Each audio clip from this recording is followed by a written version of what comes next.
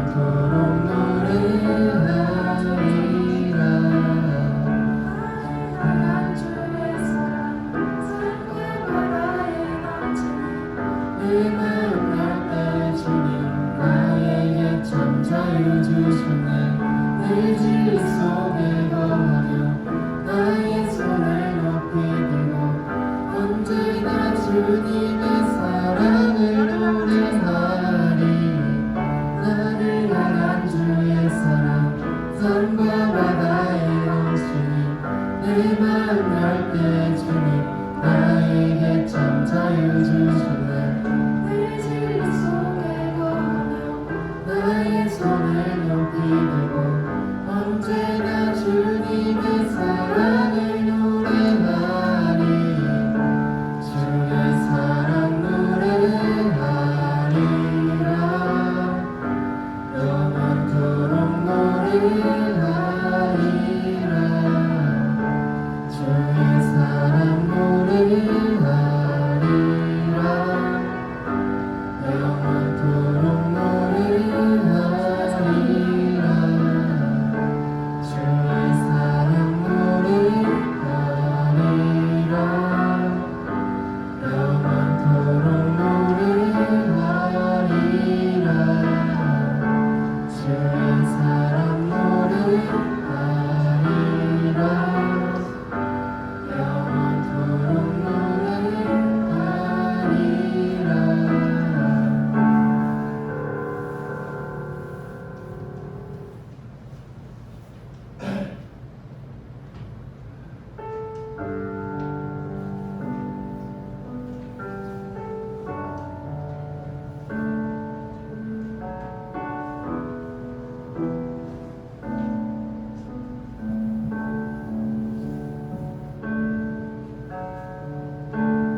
주를 위한 이곳에 예배하는 자들 중에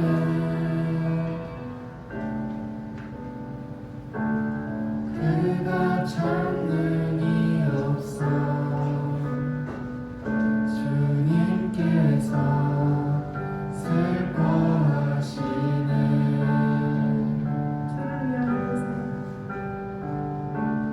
주를 위한 이곳에 예배하는 자들 중에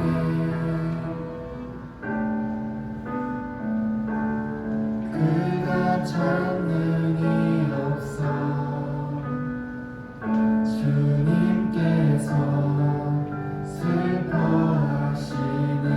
주님이 찾으시는 주님이 찾으시는 그 한 사람 그의 의자.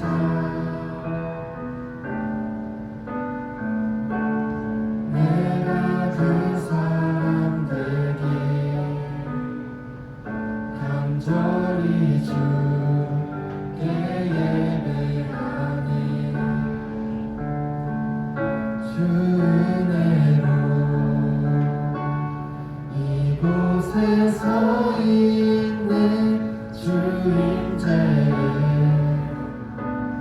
엎드려 절하는 그 어느 것도 난 필요 없네.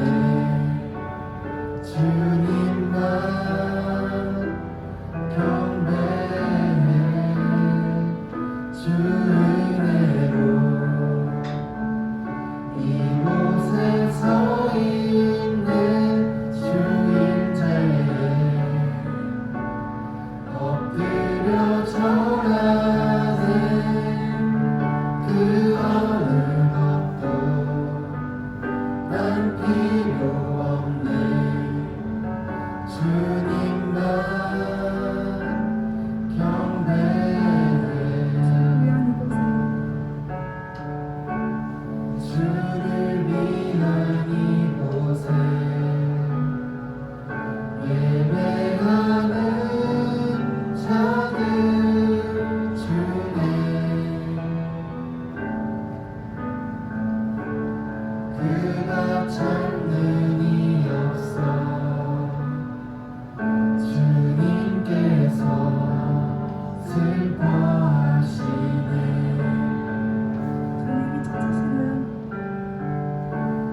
주님이 찾으시는 그 한 사람 그의 의자.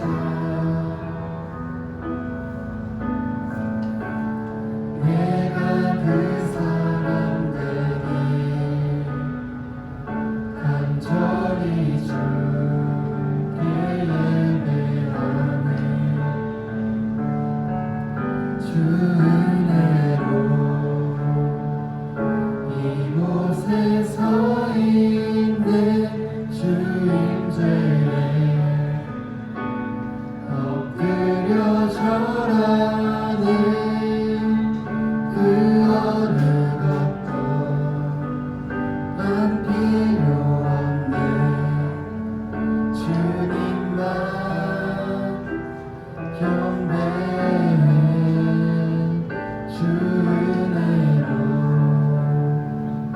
이곳에 서 있는 주인들의 엎드려 절하는 그 어느 것도 난 필요 없네 주님만 경배해 주 은혜로 이곳에 서 있는 주인들의 엎드려 절하는 그 어느 것도 난 필요 없네 주님만 경배해 주 은혜로 이곳에 서 있는 주인들의 엎드려 절하는 그 어느 것도 난 필요 없네 주님만 경배해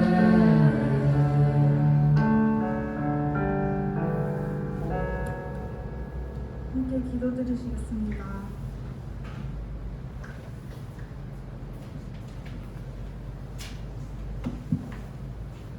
기도드리겠습니다.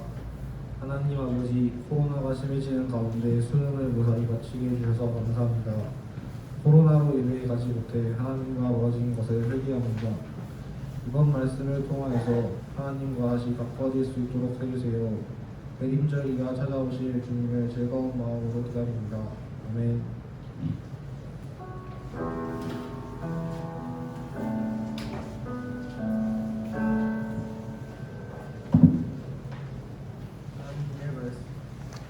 하나님의 말씀을 받는 시간입니다. 몸이 불편하지 않은 친구들은 일어서서 하나님의 말씀을 받들도록 하겠습니다.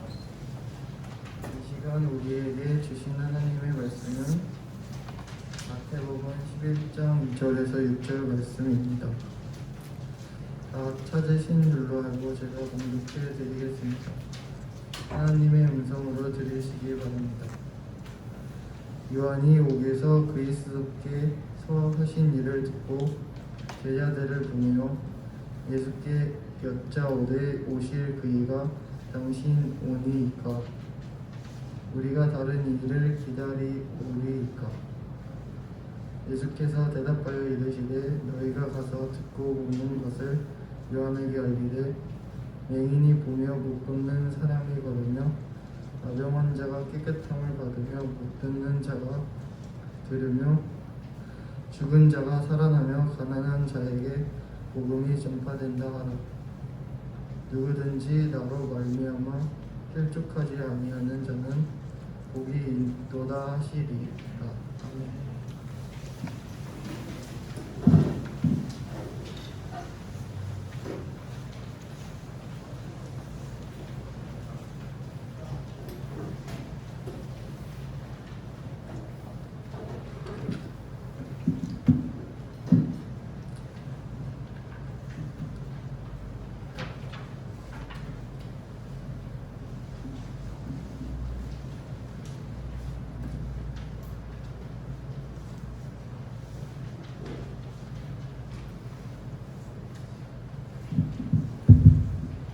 할렐루야. 할렐루야. 반갑습니다, 여러분. 12월 둘째 주, 첫째 주, 대림절 두 번째 주일인데요. 우리가 대림절은 어떤 날이라고 그랬죠? 오실 예수님을 기다리는 절기라고 그랬습니다. 그래서 지금 앞에 이 촛불이 두 개가 점등되어 있죠. 가장 어두웠던 순서대로 이렇게 점등되어 있고 제일 마지막에는 하얀, 그래서 어둠 가운데 빛으로 오신 예수님을 우리가 기다린다는 의미로 이렇게 점등식도 하고 있어요. 오늘 말씀의 제목은요, 하나님의 생각, 사람의 생각입니다. 하나님의 생각과 사람의 생각은 어떻게 다를지. 대림절 하니까요, 오실 예수님에 대해 우리가 생각하는 거잖아요. 그 예수님에 대해서 하나님은 어떻게 생각하고 있는지, 사람들은 그런 예수님을 어떻게 생각하고 있는지, 이게 오늘 말씀의 핵심이라고 할 것 같아요. 그것을 생각하면서 오늘 함께 말씀을 나눴으면 좋겠습니다. 요즘 언택트라는 말이 굉장히 유행입니다. 언택트가 무슨 말인 줄 알아요? 언택트. 여러분, 웨비나라는 말이 무슨 말인 줄 아십니까? 세미나라는 말은 여러분 많이 들어봤을 거예요. 무슨 세미나가 있다 하더라. 교회 내에서도 이런 세미나가 있다 하더라. 그런데 이 웹이라는 단어하고요, 세미나라는 단어가 합해져가지고 신조어가 생겼는데 그게 바로 웨비나래요. 인터넷으로 줌이나 이런 것을 통해서 세미나를 하거나 회의를 하는 것, 통칭해서 웨비나라고 이야기를 하는데요. 언택트라고 하는 게 뭐냐면요, 직접 여러분과 저를 마주치지 않고 비대면으로 여러분의 필요할 것들을 받거나 쓰거나 할 수 있는 상태를 우리는 웨비나, 그 언택트라고 한다는 거예요. 요즘 같은 시대에 딱 어울리는 말이라고 할 것 같아요. 얼마 전 정부에서 그런 정책을 발표했죠. 이제 저녁 9시가 되면 불을 끄겠다. 그래서 많은 사람들이 불편해요, 그런 이야기를 했어요. 왜 그런 이야기를 했을까요? 분명히 우리들을 위한 일인데 왜 불편하다고 했을까요? 보통 사람들의 생활권이 그 이후의 시간까지도 있는데 그걸 이제 국가가 강제로 제어한다라고 하니까 많은 사람들이 불편함을 느끼게 된 겁니다. 과거에는요, 이렇게 밤에 불을 끈다고 해가지고 그것으로 해서 크게 불편해하지 않았어요. 대다수 사람들의 생활권 시간들이 딱 그 시간이었거든요. 근데 요즘은 그렇지 않죠. 24시간 하는 편의점들도 굉장히 많이 생겼고, 여러분들이 필요하다고 생각하는 것들은 요즘은 불편스럽지 않게 다 얻을 수가 있는 시대에 여러분들이 살 수 있어요. 요즘 가장 좋은 것 중에 하나가요, 편의점에 약이 생긴 것 같아요. 약. 예전에는요, 불과 10년 전만 하더라도 간단한 진통제라든지 간단한 약을 구하기 위해서는요, 꼭 약국에서밖에 구할 수가 없었어요. 그래서 우리가 생각하는 홍키파만 하더라도요, 모기 잡는 약만 하더라도요, 꼭 약국에서 사야 됐던 시대가 있었습니다. 그런데 요즘은 어떻죠? 편의점에 가거나 간단한 마트에만 가도 이 간단한 상비약 같은 경우는 언제든지 쉽게 구입할 수 있는 시대에 여러분들이 살고 있어요. 여러분들은요, 요즘은 이제 건강하고 여러분들이 힘이 넘치니까 별로 약하고는 거리가 멀어가지고 별로 불편한 줄 모를 텐데, 이제 앞에 있는 저만 하더라도요, 이제 앞자리가 바뀌고 하다 보니까 약이 없이는 이제 좀 살기가 힘든 나이가 됐어요. 머리도 막 아프고 그러면 진통제가 필요하잖아요, 머리 아플 때. 그러다 보면 약국은요, 6시 넘어가면 이제 슬슬 닫기 시작합니다. 그래서 8시가 지나면 이제 대부분의 서울권이라고 할지라도요, 약국은 대부분이 다 닫아요. 물론 간혹 가다가 늦은 시간까지 여는 약국도 있는데 그렇지 못한 곳이 많아요. 그런데 그런 걸 생각하면서 일반 마트에서 쉽게 약을 구할 수 있다는 것, 이건 굉장히 큰 메리트가 있는 겁니다. 요즘은 또 배달이 참 잘 돼 있죠. 요즘은 뭐 광고하려고 하는 건 아닌데, 쿠팡이라는 업체가 있어요. 굉장히 택배로서는 지금 최고를 달리고 있죠. 왜 최고를 달리고 있습니까? 내가 원하는 물건을 지금 주문을 하면 하루도 안 돼서 그 물건을 받을 수 있는 시대에 저와 여러분들은 살고 있어요. 여러분 한번 생각해 보세요. 택배 한 번 시키면 보통 며칠 걸리죠? 보통 빠르면 이틀, 늦으면 막 일주일이고 2주일이고 가는 경우도 있어요. 그런데 여러분 생각해 보세요. 요즘은 당연하다고 느끼고 있지만 하루 만에 물건을 받을 수 있다? 아, 이거 보통 시대에 사는 거 아닙니다. 외국인들이요, 저희 나라에 오면 그거에 가장 큰 메리트를 느낀대요. 야, 무슨 너희 나라는 과연 무슨 나라길래 이렇게 모든 걸 다 배달로 다 할 수 있냐. 아, 택배 우리는 받으려면 한참 기다려야 되는데 너희는 뭘 그렇게 편하게 다 하냐. 또 한 가지 있죠. 드라이브 스루 그래가지고 뭐 맥도날드나 뭐 햄버거 가게만 가더라도 하다못해 스타벅스만 하더라도 어떻습니까? 자동차로 지나가면서 길을 가다가 가게에 들어가가지고 직접 주문하지 않고 음성으로만 이거 해주세요 그러면 어떻게 합니까? 계산해주세요. 계산 딱 하면은 다음 코스로 차 딱 대면은 5분도 안 되는 짧은 시간에 준비된 음료나 준비된 햄버거가 나온다는 세상에서 여러분 살고 있어요. 여러분 이러한 문화는요 우리의 많은 생활들을 바꿔놓았습니다. 이게 꼭 좋은 점도 있지만요 나쁜 점도 있을 것 같아요. 이러한 생활 습관의 변화는요 장점과 단점이 명확합니다. 장점은 여러분의 생활이 굉장히 빨라지고 굉장히 윤택해지고 많은 것을 선택할 수 있고 여러분들이 굳이 스트레스 받을 필요가 없다는 게 장점이에요. 단점은 뭘까요? 단점은 이것이 없는 세상에서 여러분이 산다고 생각해 보세요. 끔찍할걸요. 여러분 지금 와이파이 연결해가지고 핸드폰 펑펑 쓰고 있죠? 이제요 여러분들이 대학생이 돼가지고 외국에 한번 나가보세요. 여러분요 답답해 미칠걸요. 그렇게 펑펑 터지는 와이파이도 안 터져가지고 아예 핸드폰 사진 찍는 데밖에 쓸 데가 없네.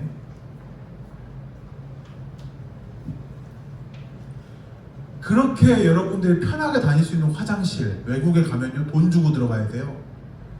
어디 가게나 가면 편하게 먹을 수 있는 정수기요 생각지도 못합니다. 다 돈이에요. 외국에 나가면. 그런 것으로 말미암아 그런 것들이 없는 시대에 산다고 생각했을 때 우리는 굉장한 큰 불편함과 조급증을 가지게 돼요. 이 조급증이라는 게 뭡니까? 굉장히 뭔가를 빨리빨리 안 되면 화가 나는 병이 바로 조급증이라고 할 수가 있어요. 조급증은요 일상생활뿐만 아니라 이 신앙생활에도 영향을 미쳐요. 여러분이 가지고 있는 이 신앙생활에도 똑같이 영향력을 미칩니다. 예를 들면 이런 거예요. 기도를 하는데요 하나님이 빨리빨리 안 들어주시네. 불편해. 하나님 내가 엊그제 기도했잖아요. 왜 안 됐어요 아직도? 왜 바로바로 해결이 안 되는 거예요? 이게 바로 신앙생활에서 올 수 있는 조급증이라고 이야기할 수 있을 것 같아요. 신앙생활 하면서요 자기도 모르게 그런 생활에 빠져 있는 거예요. 빨리빨리 좀 해결됐으면 좋겠는데 하나님 나 급하단 말이에요. 기왕 들어주시고 좀 땡겨서 들어주시지. 그래서 그 일이 잘 안 되면 쉽게 포기해버리고 에이 나랑은 아닌가 보다.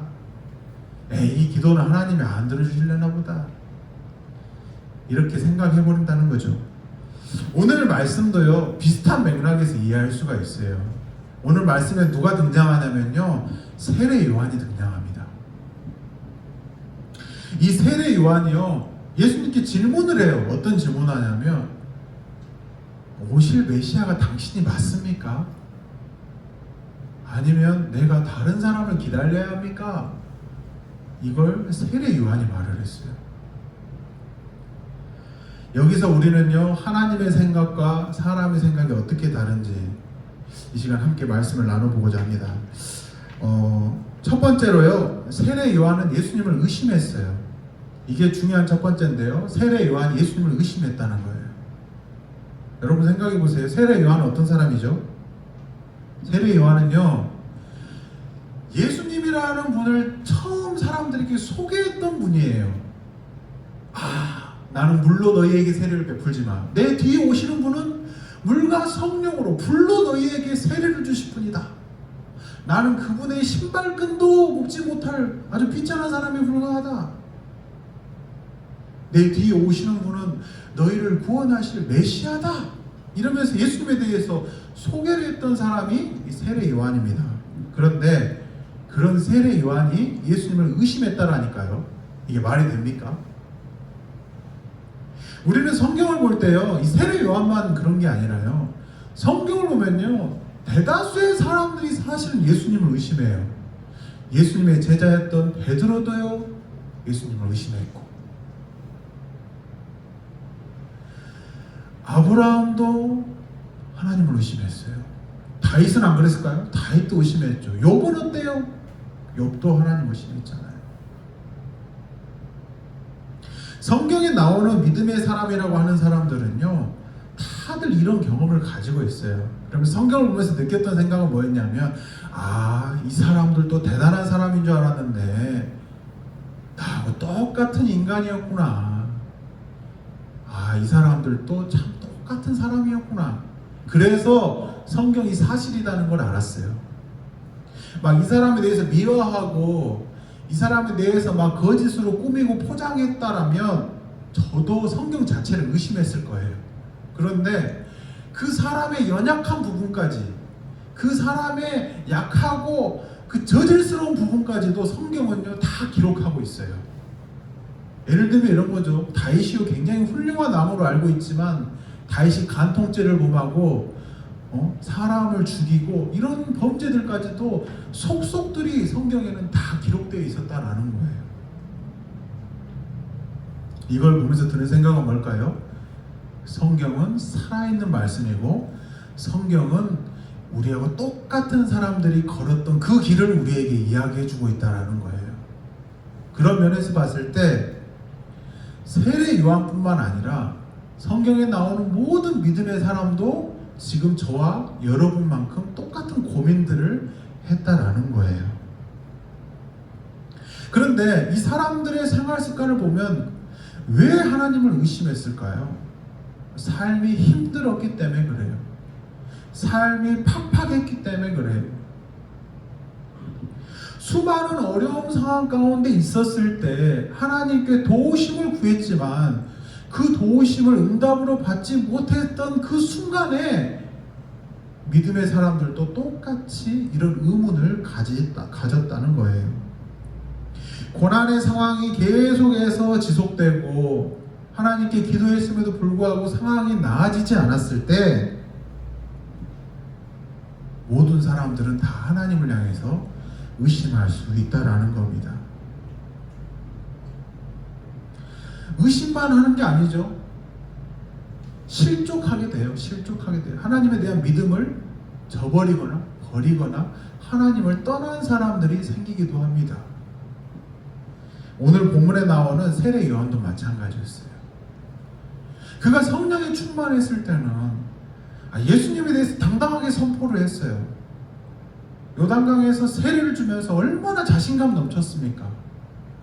광야에서 그렇게 험난한 생활하면서도 포기하지 않았잖아요. 그래서 광야에서 외치는 자의 소리, 오죽하면 성경이 뭐라고 하냐면요, 유대를 다스렸던 헤롯 대왕이요, 이 세례 요한을 두려워했대요. 두려워한 것뿐만 아니라요, 비록 세례 요한을 감옥에 가둬놓긴 했지만요, 그를 존중했다, 이런 표현이 성경에 나와 있어요. 그렇게 엉망진창으로 살았던 헤롯 왕조차도 세례 요한을 대단하게 생각했다니까요. 그런데 그 세례 요한이 지금 예수님을 의심하고 있는 상황에 와 있습니다. 왜 세례 요한이 예수님을 의심했을까요? 지금 세례 요한의 상황을 한번 생각해보세요. 세례 요한은 지금 어디에 있냐면요, 광야에 있었던 것도 아니고 예루살렘 성에 있었던 것도 아니고 사람 사이에 있었던 것도 아니에요. 지금 어디에 있냐면 헤롯에 의해서 감옥에 갇혀 있는 상황이었어요.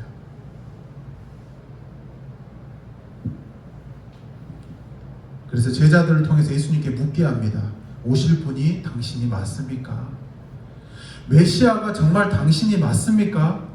아니면 하나님이 약속하신 메시아를 우리가 다시 기다려야 됩니까? 그렇게 묻고 와라. 세례 요한이 제자들을 통해서 예수님께 보냅니다. 이 말은요, 대놓고 말하면 이거예요. 당신 하나님의 아들 맞습니까? 내가 하나님의 아들이라고 당신은 선포했지만 아닌 것 같아요.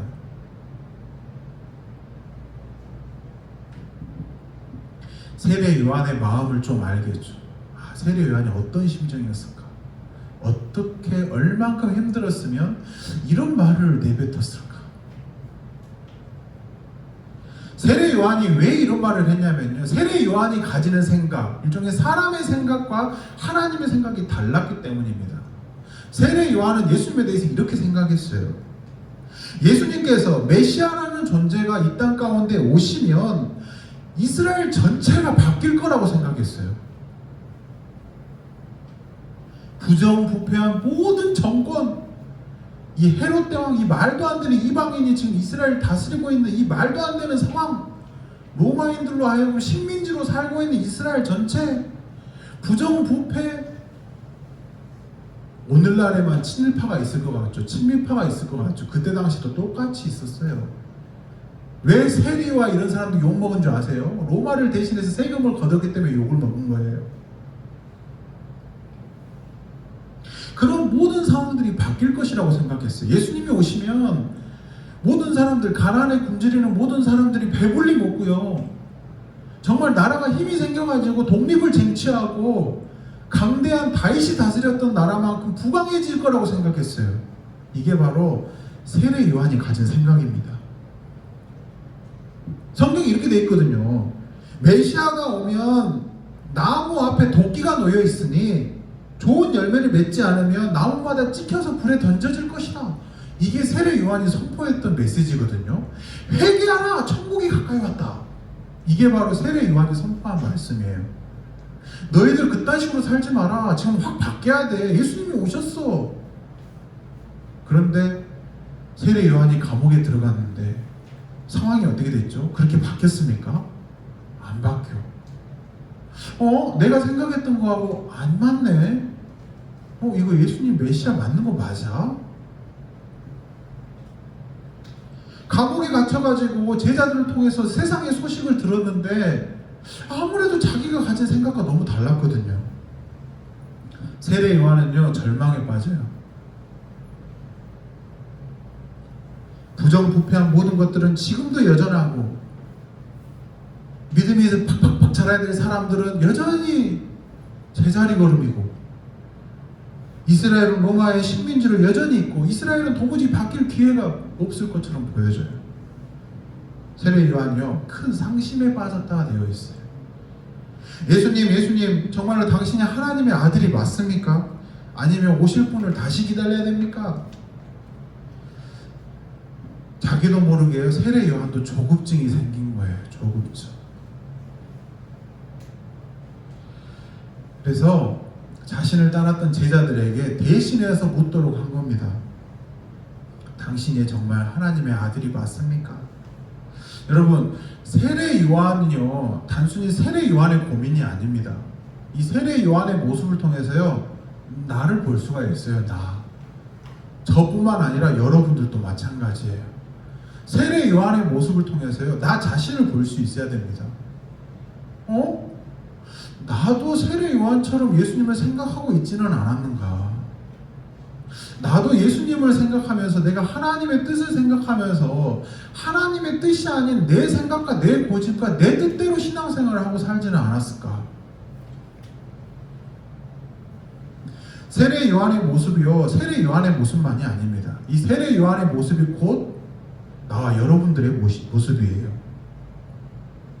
우리는 우리 생각에 비추어 봐서요, 합당하다고 생각하면 어떻게 생각하죠? 이건 이루어져야 된다, 이렇게 생각해요. 내 생각이 맞지. 내 생각은 상식이 아주 알맞아. 때문에 하나님도 내 생각에 동조해줘야 돼. 이렇게 생각한다라는 거예요. 여러분 주위에 친구나 사람이 있을 텐데 그 친구와 사람을 정하는 기준은 명백합니다. 내 뜻에 같이 따라줄 수 있냐, 아니면 거절하고 떠나느냐.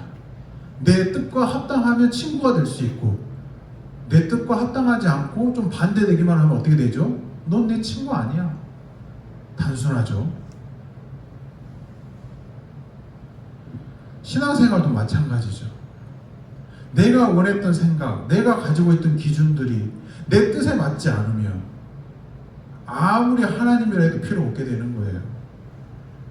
아이, 하나님 나 안 할래요. 하나님의 생각보다 내 생각이 더 먼저 되는 거예요. 하나님 나 그거 원하지 않는다니까요.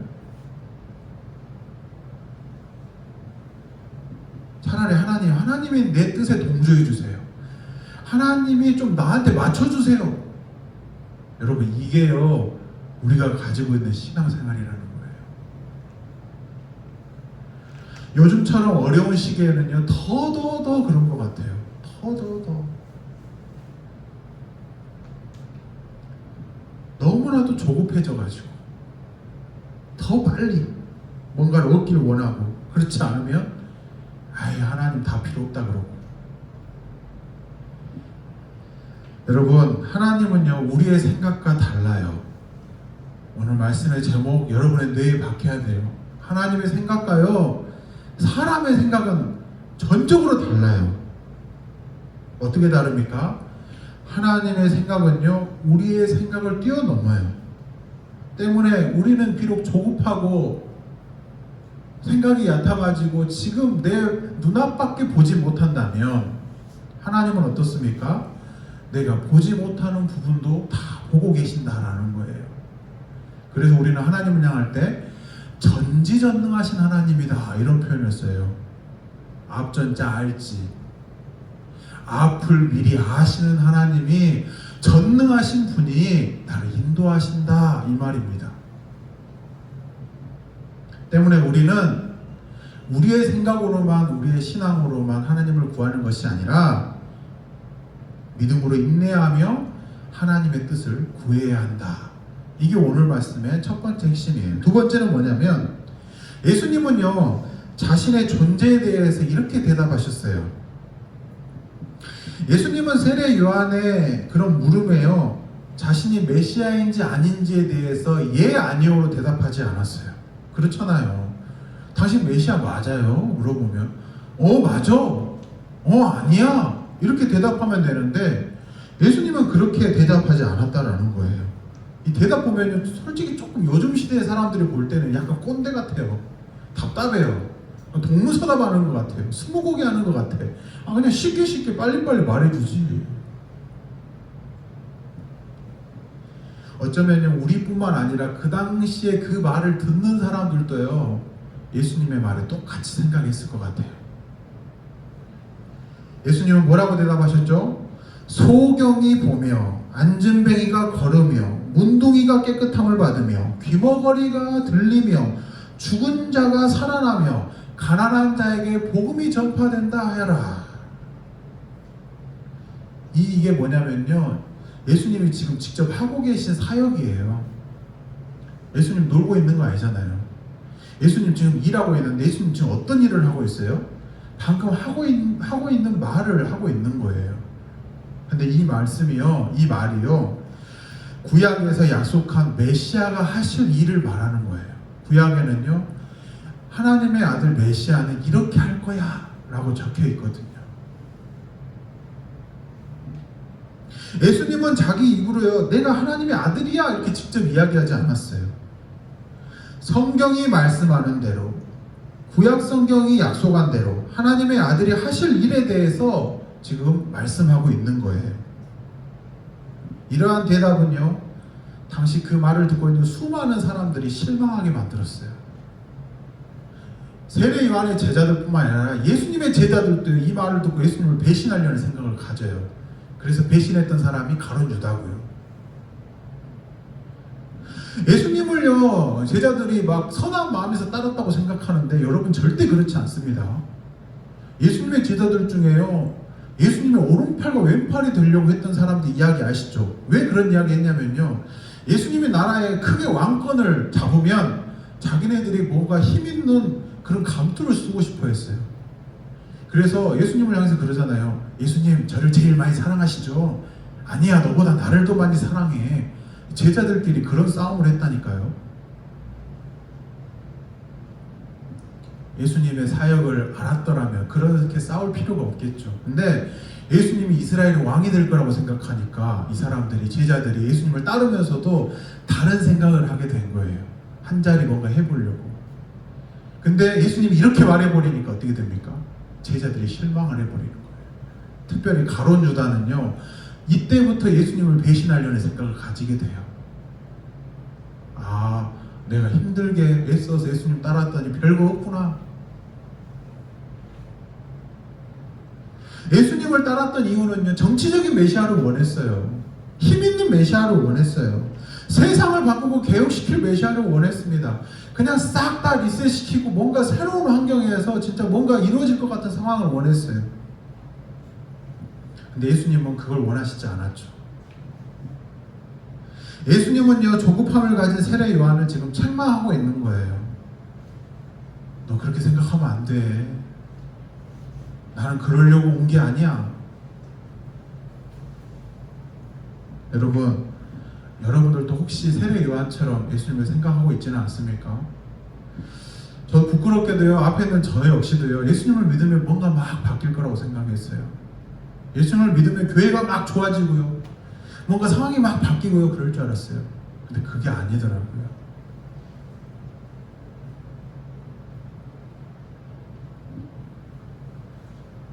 예수님이 하신 말씀을 여러분들 잘 생각해 봤으면 좋겠습니다. 어떤 예수님을 여러분 원하고 있습니까? 오실 예수님, 이제 예수님은 오신다고 하는데 어떤 예수님을 여러분 기다리고 계세요? 그래서 예수님이 이렇게 말씀하세요. 복 있는 사람은 나로 인해서 실족하지 않는 사람이다. 이게요, 이렇게 성경으로 보면요, 굉장히 따뜻한 말씀처럼 느껴지거든요. 성경으로 보면 이 말씀이 굉장히 덤덤한 말씀처럼 느껴지는데 이건 경고입니다. 경고하고 있는 거예요. 누구든지 나로 인하여 실족하지 아니하는 자는 복이 있도다. 이 경고라니까요. 신기하죠. 예수님이 경고를 하셔요. 뜬금없이. 저는 이걸 왜 예수님이 경고하셨을까 이런 생각을 하면서 이런 생각이 들었어요. 아, 가룟 유다가 있었구나. 가룟 유다뿐만 아니라 수많은 예수님을 따랐던 제자들, 이름 모를 제자들이 있었는데 그 사람들이 예수님을 배반했구나. 여러분, 이건 별거 아니라고 생각하지만요, 팬이 안티가 되는 거는 순식간입니다. 찐팬이 안티가 되는 건요, 순식간이에요. 예를 하나 들어볼게요. 우리가 종려주일이라고 하잖아요. 종려주일이 뭡니까? 예수님이 예루살렘 성에 입성하실 때 종려나무 가지를 흔들면서 우와, 예수님 다윗의 자손으로 오신 왕이시여 그러면서 막 신나가지고 떠들면서 찬양 부르면서 예수님을 환영했던 날이 종려날이에요. 종려주일입니다. 그런데 3일 뒤에 어떻게 바뀝니까? 저 망나니를 십자가에 매달아라. 저 사람을 십자가에서 죽여라.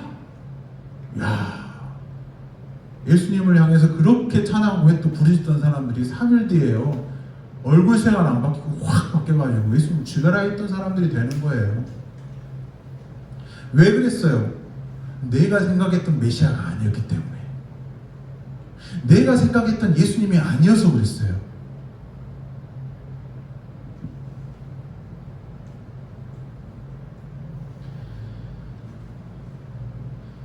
이런 힘있는 예수님을 원하는 사람들에게 있어서 예수님의 이런 고백은요, 어마어마한 실망감을 안겨주는 말이었어요.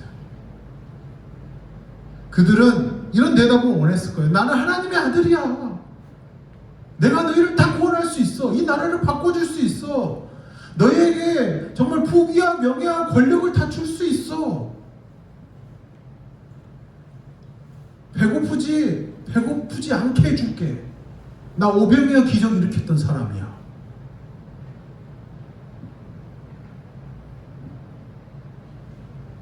근데 예수님께서 그렇게 말씀하시지 않았잖아요. 오히려 경고를 하시잖아요. 나로 인해 넘어지지 않는 사람은 복이 있을 것이다. 사랑하는 중고등부 친구들, 우리도 어쩌면요 이런 예수님을 원하고 있는지도 몰라요. 어쩌면 우리가 신앙생활하는 목적 자체가 여기에 있는지도 모릅니다. 아, 하나님, 나 이런 하나님이 돼줬으면 좋겠어요. 그럼 내가 하나님 온전하게 섬길게요. 아, 그 정도 힘 있는 하나님이야지 내가 하나님한테 기도할 수 있는 것 아니겠어요? 하나님, 나의 인생을 화려하고 멋지게 바꿔가실 주님을 기대합니다.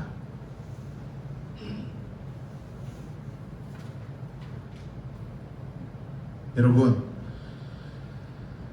그런 생각을 하는 사람들은요 결국 자기께에 빠져서 자기가 스스로 넘어질 수밖에 없는 사람이 돼요. 예수님께서 실족이라는 표현을 쓰잖아요. 그런 생각을 가지고 있는 사람들은요 넘어질 수밖에 없어요. 그런 생각을 가졌다는 것은 하나님의 생각과 나의 생각이 다르다는 것을 깨닫지 못하는 사람이에요. 우리는 예수님이 하신 말씀을 기억해야 됩니다. 나로 인해 실족하지 않는 사람이 복이 있다. 사랑하는 중고등부 친구들, 우리의 생각과 사람의 생각과 예수님의 생각은 대조를 이루어요. 세상의 생각과 하나님의 생각은 정확히 반대입니다. 그러나 대부분의 사람들은 세상에서의 사고방식으로 그러한 생활 습관으로 자신의 생각과 하나님의 생각을 같은 손상에 놓으려고 해요. 그것은 잘못되었다라는 겁니다. 왜 그렇게 생각해요? 내가 편하게 살기 위해서 그래요. 내가 편하게 살고 싶으니까 그래요. 굳이 어렵게 생각하고 싶지 않아요. 세상의 삶을 윤택하게 해주기 때문에 그렇게 생각해버리는 거예요. 많은 사람들은 세상에서 출세하고 큰 소리치며 잘 먹고 잘 살고 남에게 아쉬운 소리 하기 싫어요. 풍부한 물질을 마음껏 누리면서 걱정 없이 살고 싶어요. 그게 하나님께 복을 받은 사람이라고 생각합니다. 시험 잘 보고 결과 좋다고 남을 깔보고 싶고 때로는 으스대고 싶어요. 나 예수 믿으니까 이렇게 잘 됐어 이러면서. 여러분, 그런 사람들이 하나님께 복을 받은 자이겠습니까? 물질적인 복이나 세상의 부귀와 권세를 가지는 것이 하나님께 권세를 받은 자가 복이 있는 자이겠어요? 그건 잘못된 겁니다. 그래서 사도 바울은요 정확하게 이야기해요. 너희는 이 세대를 본받지 말아라. 왜? 이 세대가 하는 생각과 하나님의 생각은 정확히 반대다 이거예요. 오직 마음을 새롭게 함으로 변화를 받아. 세상이 주는 것으로 인해서 내가 변하는 게 아니라 성령 아버지 하나님께서 내 안에 계시는 그 하나님이 주시는 그 말씀으로 내 마음이 변화를 받으래요. 세상으로 인해서 내가 변화를 받는 게 아니라 내가 변해서 세상을 바꾸는 거예요. 그래서 하나님이 선하시고 기뻐하시고 온전하신 뜻이 무엇인지 분별해라. 이게 사도 바울의 말씀입니다. 너희는 이 세대를 본받지 말라는 거예요. 이 세대가 가르치는 것이 하나님의 생각과 다르다는 겁니다. 이제 말씀을 정리하고자 합니다. 여러분, 대림절은 무엇일까요?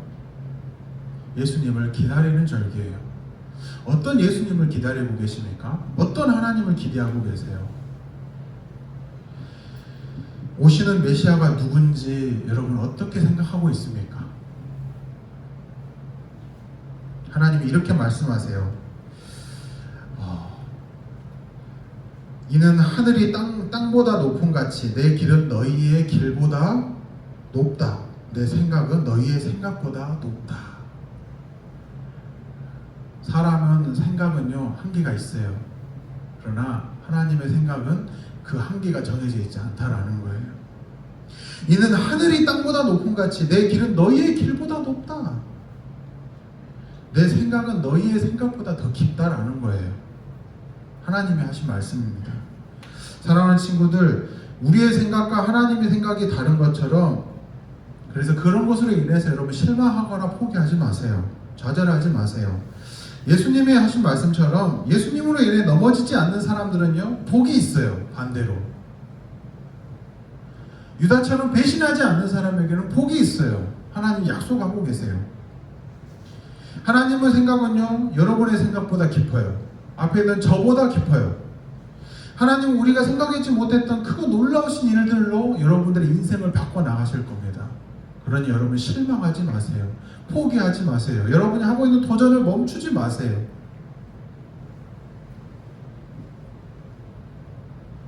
그것을 믿고 그 말씀을 품고 믿음으로 인내하며 기다리는 저와 여러분들에게 주님께서 함께 하시길 주님의 이름으로 축복합니다. 감사합니다.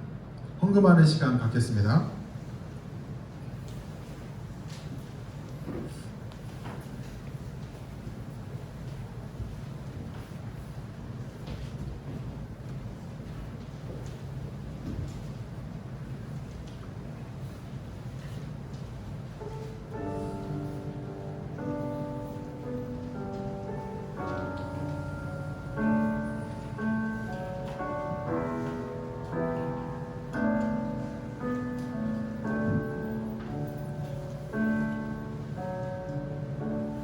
주를 위한 이곳에 예배하는 자들 중에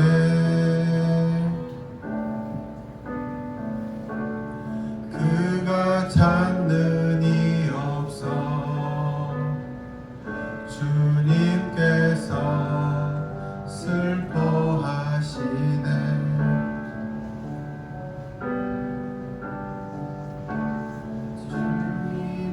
찾으시는 그 한 사람 그의 배자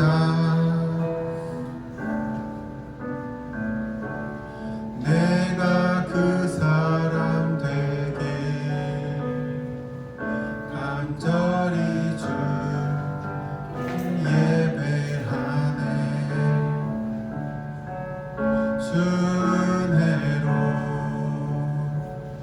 이곳에 서 있네. 주 임재에 엎드려 절하세.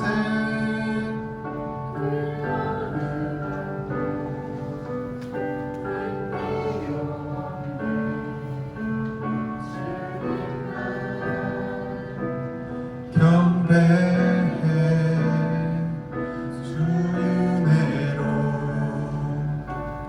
이곳에 서 있네. 주 임재에 엎드려 절하세. 그 어느 것도 난 필요 없네. 주님만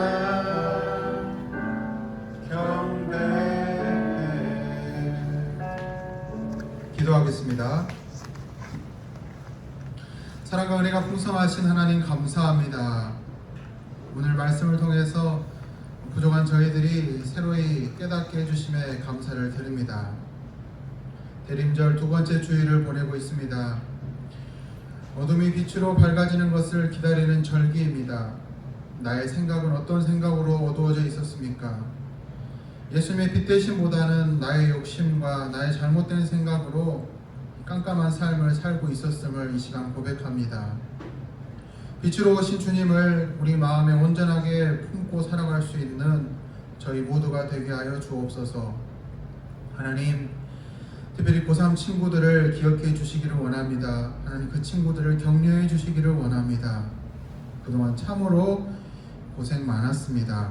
힘들고 지쳐있는 이 친구들에게 주님, 하늘의 위로와 격려를 함께 해주시고, 설령 결과가 내 생각에 못 미쳤다 할지라도 사람의 생각이 아닌 하나님이 하시는 계획 안에서 순응하고 더 멀리 내다볼 수 있는 귀한 믿음 허락하여 주시옵소서. 하나님, 저들의 앞날과 진로 위에 주님 축복하여 주시기를 원합니다. 앞날을 무슨 수로 저희들이 짐작이나 할 수 있겠습니까? 저들이 하나님의 자녀로 귀한 믿음 생활을 하오니 하나님의 뜻을 세상에 전하며 귀하고 복된 삶으로 살아갈 수 있도록 귀한 열매를 맺는 하나님의 자녀로 귀한 인생으로 주님 축복하여 주옵소서. 하나님, 이 시간 빈손으로 나오지 아니하고 마음과 정성을 모아 드린 예물 위에 하나님 축복하여 주시기를 원합니다. 이 예물이 사용되어지는 곳마다 어려운 이웃의 즐거움이 되게 하시고 힘들고 지친 이에게는 큰 위로가 되게 하여 주옵소서. 이 모든 기도를 예수님의 이름으로 기도하오며 지금은 우리 구주 예수 그리스도의 은혜와 하나님 아버지의 무한하신 사랑하심과 성령님의 동행하심이 하나님의 생각에 합한 주님의 모든 자녀들 위해 영원토록 함께 하옵시기를 간절히 축원하옵나이다. 아멘.